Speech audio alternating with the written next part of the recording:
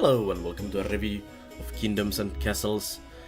And Kingdoms and Castles is a awesome small kind of strategy city builder by Lion Shield LLC. And Peter Angstad and Michael paid record, as you can see on the title menu there, and the music by these guys and sound effects. But anyways, let's jump in again. I'll show you again how this game works. So, as you start the game, you have 3 options: no threats, easy, or hard. Personally, I thought even hard was kind of easy, so we're going for that. But if you feel the game is presenting you enough challenge, you might wanna pop to the easier one. Basically, the difference is no threats is the easiest one, then less threats is the easy one, and you get a lot of raiders and dragons and all the fun stuff in the winter. So we'll go with that.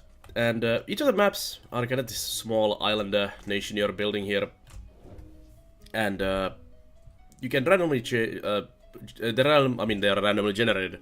What I mean, so if you change here, you can reroll the map to your liking. And there's a few things you want to keep an eye on.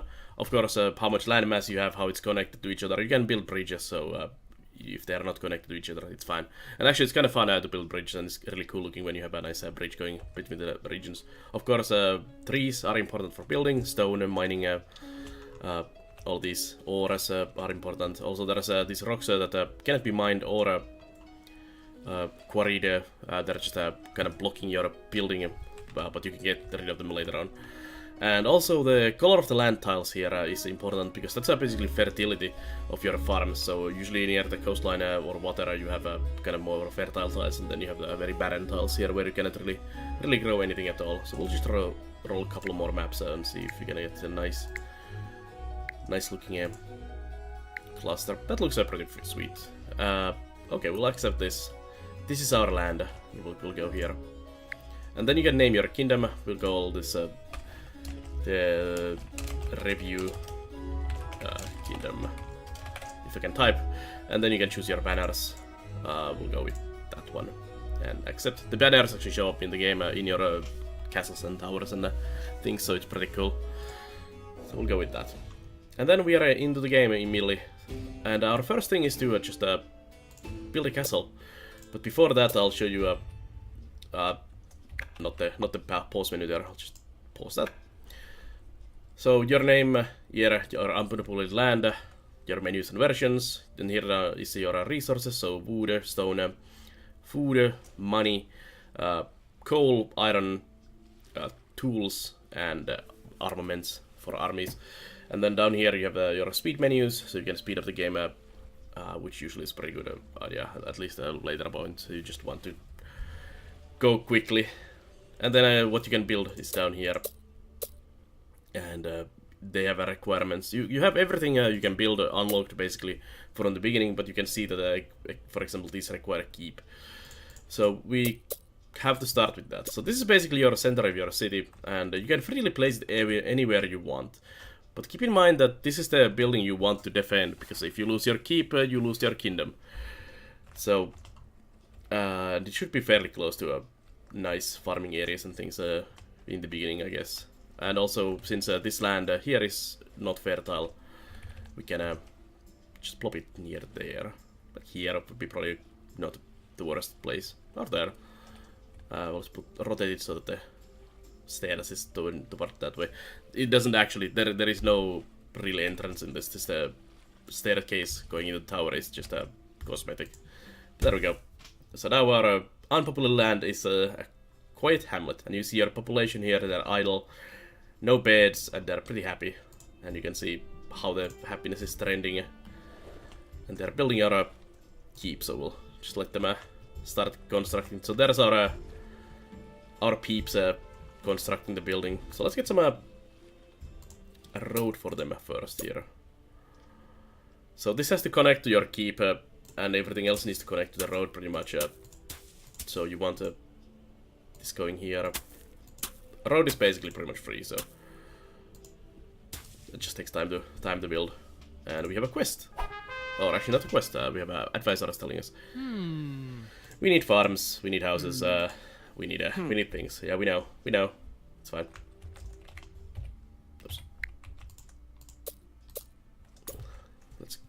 toss you away. So let's get you guys a home. A hovel. So we need wood actually for that. So we might want to chop down a couple trees here. Actually, the road did cost wood, so that's okay.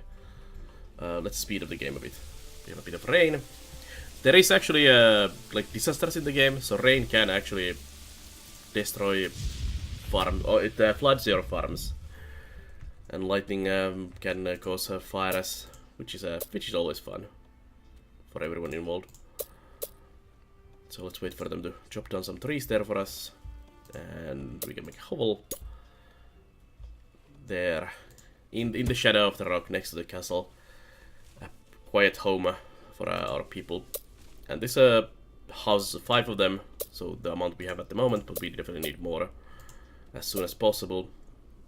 We should need a wood first. So we should probably get a forester, although that needs a stone, so a quarry.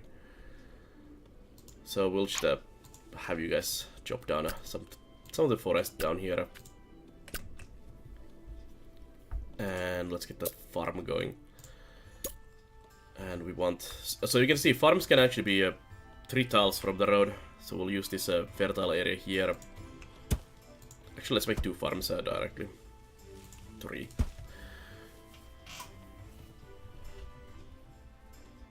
And get some early farming going. Let's speed up the process a bit. And let's get another hovel or 2 in there. So we get some more people in. We are not very happy at the moment, but we are trending up, so it's okay. And we are in a year 2. Life more pleasant for the peasants. Yeah, sure. We'll do it. It's been a quite rainy area. I think we settled into southwestern UK or something, with all the rains coming. So another hovel there for us. The farms. They have workers there. So this will actually take 3 of our workers, so we won't have that much workers available right now. The next thing we need pretty much is the quarry. So we need to get some stone, and we can get the forester going. So we need a bit more trees. Chop down. So we'll send you guys to get these. So these are fertile, very fertile lands. These are fertile, and this is a barren land. So we have our fertile land there. Food is kinda okay still. They can just store in the keep for now, but we need to make stockpile buildings as well. And we've attracted 3 new residents, so we have 8 population now. Get those workforce going. And there's winter gone again. So years go by fairly quickly in this game. And your population just keeps growing and growing. As you build your cities, they will become pretty massive and expansive. But you don't need to also defend them. So there is Vikings and there's dragons who attack your cities or city. And the dragons are kind of disappointingly easy after you get some defense going. But the Vikings, they just ramp up in difficulty all the time. So as you make bigger and bigger cities, you get more and more attacking them, and some of the later ones get kinda nasty. So we'll make a quarry there, so we start getting a bit of a stone build up, and then we can make forester, so we don't need to chop down this whole forest here. More farms. Yeah. Food is coming. It's being grown there. See, there's some corn or wheat or whatever growing there. Now, we have food. We do need definitely more food. We have 11 people now. But I would like to get that forester going before too much things happen. And hopefully someone will go chop some stone for us. So we're now producing stone from here. And these actually never run out. So trees you can chop down, but the stone quarries can just push an endless stone. Also, a small tip that I found really useful is that you can actually have more than one next to a stone. Initially, I thought you can only have one next to one of these stone blocks here, but you can actually have multiples around it, and it will help so much. Like I could put a second one here. Well, actually, that's the stone. So this is the unusable stone. This is the usable stone. So like here, I could have several around it, but not there. And let's get that. Well, we need actually a road, it seems. So let's chop down a couple more trees and get a road going towards the forest there. Oops. Like this. And I guess we need a couple more trees chopped down, since the road cost us a bit of wood to make. I guess the wood cost is these logs on the side there. Food is running low. Yeah, it's a bit low. Our the rain flooded our farms, I think, there, so that is not good. Well, hopefully we'll get some food. You'll just have to have a bit of a diet going on for a moment. So now we can make the forest there. So it's very the game is very like if you have played Annos or Settlers games, it has a very similar kind of production chain technology stuff. Like you make farms, you get the bread makers, you make stone cutters, you make food cutters, and then you get more higher tier technology with iron mines and everything. And it just keeps snowballing from there. And then you get eventually attacked, which is a really fun part. You can also build castles. These guys really just spam you with messages, which is really nice. Because usually in city builder games, kind of defending your city is kind of annoying. But in this one, it actually is really fun. So you build these castle blocks and gates, and you can put some towers on them, and ballistas, and then you can even make armies and all that. You can also make tax collectors to get some money to pay your armies. And you have diseases that can bother you, so hospitals are for that. And you have all these other necessary things, like higher level housing requires churches and or all kinds of things, or they will be unhappy. But that's basically the very basics of the game. You start out small, you expand from there, get bigger house and everything. Let me load up one of my older saves, not the Review Kingdom, the Belashire there, and show you a city gone a bit too big already. So this is a map I was playing on my stream on Twitch for a few days, and this is what your city will start looking eventually when you just build up. So here's our keep, which actually upgrades. As you can see, it's no longer just a tower there, it has walls and everything. And then we have all of these walls around our whole island kingdom here. We have massive farms with windmills, nice housing for everyone. There's our tool factory here, and somewhere in here we have our military quarters. And you can also expand to the water with the piers. So I've built some piers here.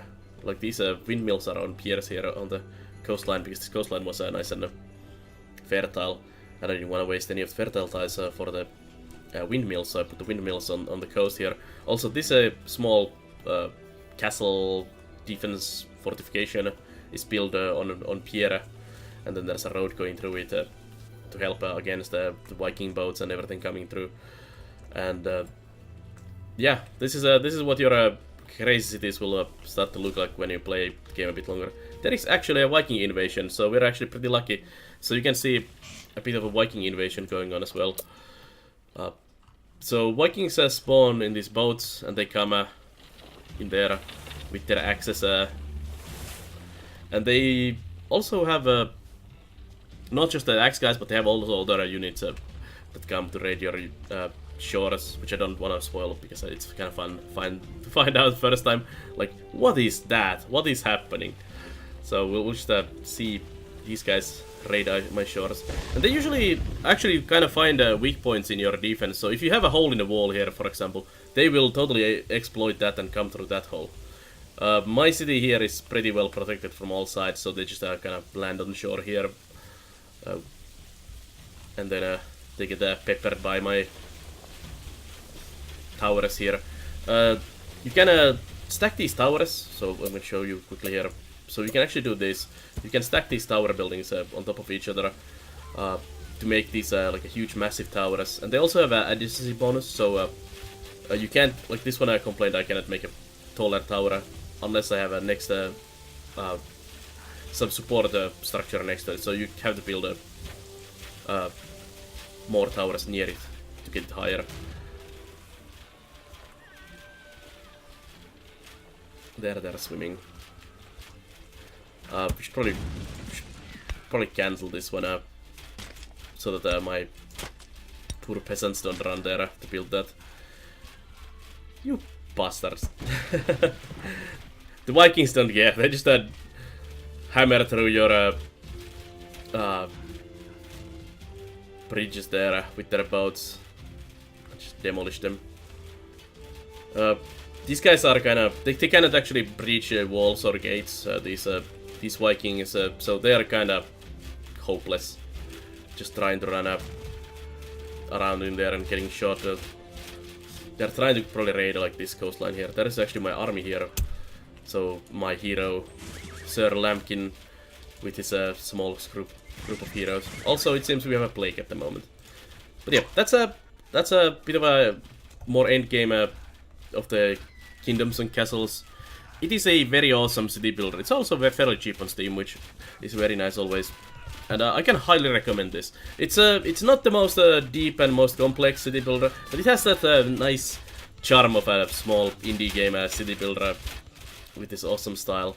And it's also being updated with new content, which is cool. And it will definitely last several days of fun city building, especially if you go for a harder difficulty and try to deal with the Vikings. Like they're burning my farms. Thanks. Oh, there's also a dragon, of course. Of course, there's everything happening at the same time.